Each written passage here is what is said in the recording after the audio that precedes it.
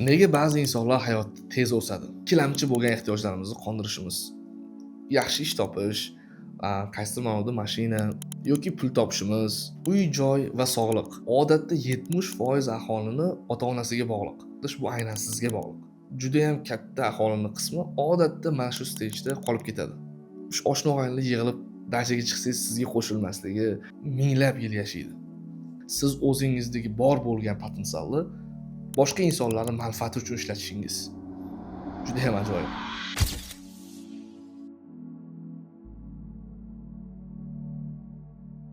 Nega ba'zi insonlar hayotda tez o'sadi? Muvaffaqiyat, pul, omad, e'tibor, hurmat, lekin boshqa insonlar ayni vaqtda bir joyda qolib ketishadi. Ishoning, buni javobi juda ham oddiy. Bu o'z ehtiyojlarimizni qaysi tartibda qondirishimizga bog'liq. Bugungi mavzu Abraham Maslow, ya'ni Maslow iyerarxiyasi. Agar foydali ma'lumotlarni eshitib borishni xohlasangiz, unda kanalga hoziroq obuna bo'lishni esdan chiqarmang. Bu iyerarxiya bizga jamiyatdagi insonlar qaysi pog'onada ekanligini va vaziyatlarga qanday munosabatda bo'lishimiz kerakligini o'rgatadi. Shu jihatdan o'zimiz ham qaysi pog'onada ekanligimizni bilishimizga yordam beradi. Bu iyerarxiya 5 ta stejdan tashkil topgan. Ya'ni har bitta stej bizning hayotimizda juda ham muhim rol o'ynaydi. Shulardan birinchisi bu physiological needs, ya'ni jismoniy ehtiyojlarimiz. Siz, men, qolgan odamlar hayotda jismoniy ehtiyojlarga muhtojmiz. Ya'ni uyqu, ovqatlanish, toza havodan nafas olish. Oddiyroq qilib aytganda, birinchi ehtiyojlar bu, ya'ni birinchi stage. Bu strategiyadagi ikkinchi pog'ona bu safety needs, ya'ni hayotimizning xavfsiz bo'lishi yoki biz o'zimizni ikkilamchi bo'lgan ehtiyojlarimizni qondirishimiz. Yaxshi ish topish, qaysidir ma'noda mashina yoki pul topishimiz, uy-joy va sog'liq. Bularning barchasi bizni ikkilamchi ehtiyojlarimiz. Eng qiziq tomoni, birinchi va ikkinchi pog'onani bosib o'tish odatda 70% aholini ota-onasiga bog'liq. Ya'ni ota-onasining yordamida ular bosib o'tadi. Lekin 3-chi, 4-chi va 5-chi pog'onalarni bosib o'tish bu aynan sizga bog'liq. 3-chi stage bu love and belonging needs. Bu stejni tushuntirishdan oldin sizga shu ma'lumotni aytmoqchiman. Juda ham katta aholini qismi odatda mana shu stejda qolib ketadi umrining oxirigacha. Hammamizga ma'lumki, inson yolg'iz yashay olmaydi. Do'st, sevgi, yaqin qarindosh urug'lar yoki ota-ona, bularga bo'lgan muhabbat insonda tabiiy shakllanadi. Bu stage ayni shuni anglatadi.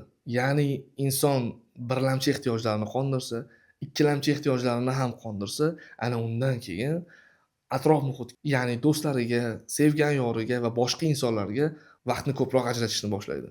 Bundan nima xulosaga kelishimiz mumkin? Odatda insonlar 3-stejda bo'lganligi uchun atrof muhit bilan yaxshi munosabatda bo'la oladi.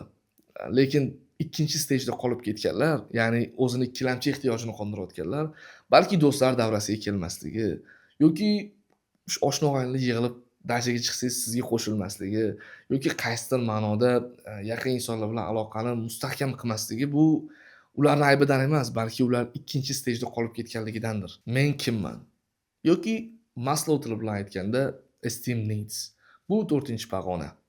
Ya'ni siz jamiyatga qanday foyda bera olaman? Men bu hayotga nimaga keldim? Yoki men o'zi kimman?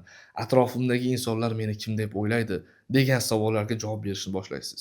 3-pog'onadan muvaffaqiyat bilan o'tgan inson, ya'ni o'z atrofidagilarga nafaqat vaqt, balki ular bilan har xil mavzularni suhbatlashishadi va o'z kelajagini qaysidir ma'noda jamiyatga foyda beradigan shaxs sifatida qurishga harakat qiladi.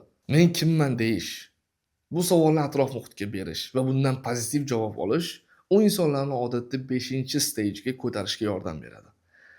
Yana ham oddiyroq qilib aytadigan bo'lsak, siz o'zingizni kimligingizga qarab 5-stejga ko'tarilishingiz mumkin.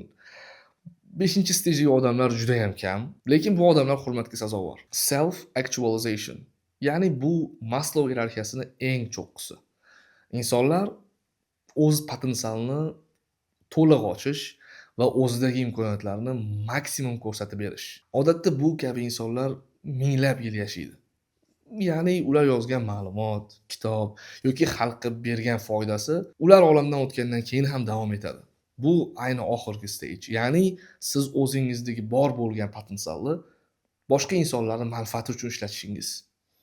Juda ham ajoyib. Inson to'g'ri va samarali o'sishi uchun odatda ehtiyojlarni to'g'ri qondirish kerak. Buni oddiy misol bilan tushuntirish mumkin.